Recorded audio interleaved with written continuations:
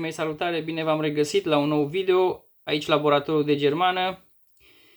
Astăzi, așa cum am promis, vorbim despre cum să facem o programare la doctor, da? Videoul l-am făcut acum câteva zile, astăzi explicăm cuvintele care ne mai lipsesc să le învățăm, da? Am văzut verbul a avea și verbul a fi. Astăzi completăm puzzle-ul astfel încât să reușim să facem singuri termine oriunde avem nevoie.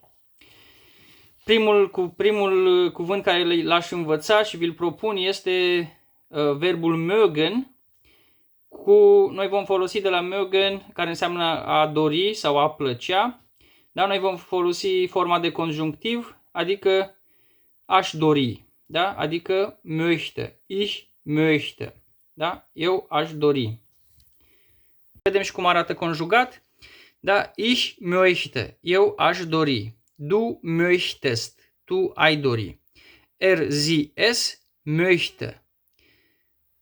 El, ea, da? Și es acesta neutru, da? Ar dori. Wir möchten. Noi am dori. Ihr möchtet. Voi ați dori.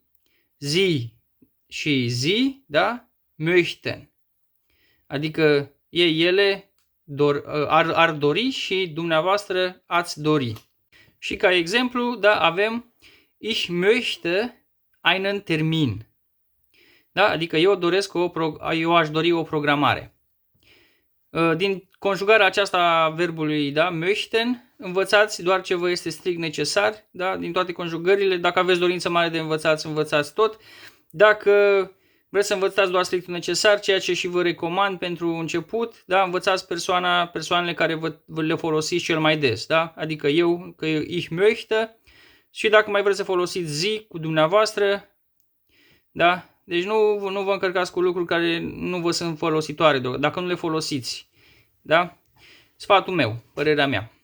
Să vedem și câteva exemple cu acest verb möchten, da? Să zicem că vrem să comandăm o pizza, mergem la pizzerie, da? Intrăm înăuntru, îl salutăm pe domnul de acolo, Guten Abend, adică bună seara. Chelnerul ne răspunde și el tot cu Guten Abend, da? Bună seara. Și îi spunem Ich möchte eine Pizza. Aș dori o pizza. Și chelnerul întreabă Welche Pizza möchten Sie? Da? Ce pizza doriți? Să-i spunem că vrem o pizza margherita, da? Ich möchte eine Pizza Margherita. Și chelnerul ne întreabă, möchten Sie extra Zutaten? Adică doriți ingrediente extra? Și ne dă exemplu. Zum Beispiel, Pilze, Salami oder Zwiebeln. Da? Adică ciuperci, salam sau ceapă. Și noi răspundem, ja, ich möchte Pilze und Salami, bitte. Adică noi răspundem, da, aș dori ciuperci și salam, vă rog. Apoi ne mai întreabă chelnerul, möchten Sie auch Knoblauch oder scharfe Soße? Adică doriți usturoi sau sos iute? Și noi îi răspundem, nein, danke. Adică nu, mulțumesc. Ich möchte kein Knoblauch und keine scharfe Soße. Da? Adică nu doresc nici usturoi și nici sos iute. Și chelnerul ne spune, in Ordnung. Und was möchten Sie trinken? Adică în ordine și ce doriți să beți? Și noi mai răspundem, ich möchte ein Glas Wasser und eine Cola, bitte. Da? Adică vrem un pahar de apă și o cola. Vă rugăm. Și chelnerul încheie cu cuvintele kommt sofort, adică vine imediat. Așa că, dragii mei, acesta a fost verbul möchten. El ne ajută să ne exprimăm orice dorință avem, da? De aceea este foarte util și foarte important. Sper că l-ați reținut. Dacă aveți întrebări, puteți să mi le adresați în secțiunea de comentarii. Vă răspund cu mare drag.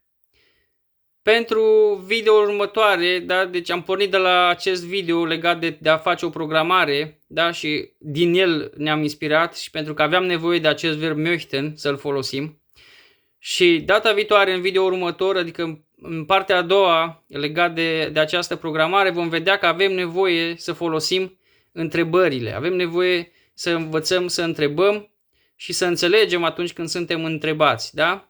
Deci sunt foarte importante, da, întrebările de tip was, wo, wer, welche, da, toate acestea le vom vedea în video următor. Până atunci, vă doresc bucurie, spor la învățat și numai bine!